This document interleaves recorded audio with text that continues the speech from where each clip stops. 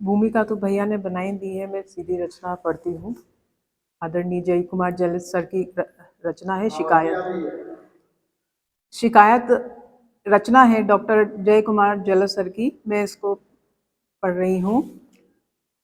एक पक्षी की तरह तुम उड़ गई, एक पक्षी की तरह तुम उड़ गई, ताकता में रह गया आकाश को, ताकता में रह गया आकाश को।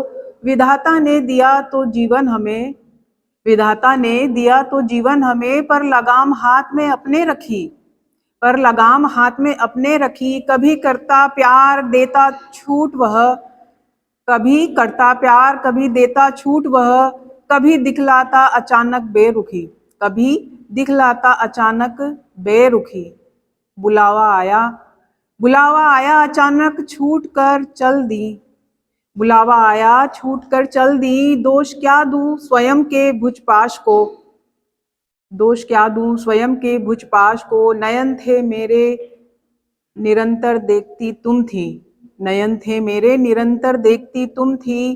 पाँव थे मेरे मगर बस तुम ही चलती थी, पाँव थे मेरे मगर बस तुम ही चलती थी। जब मुझे कुछ सूझ पड़ता था नहीं, जब मुझे कुछ सूझ पड़ता था नहीं, तुम दिए की तरह निष्काम जलती थी, तुम दिए की तरह निष्काम जलती थी। हे विधाता, हे विधाता क्या किया तुमने कहो, हे विधाता क्या कहा किया तुमने कहो। ले गए तुम तोड़कर विश्वास को, ले गए तुम तोड़कर विश्वास को।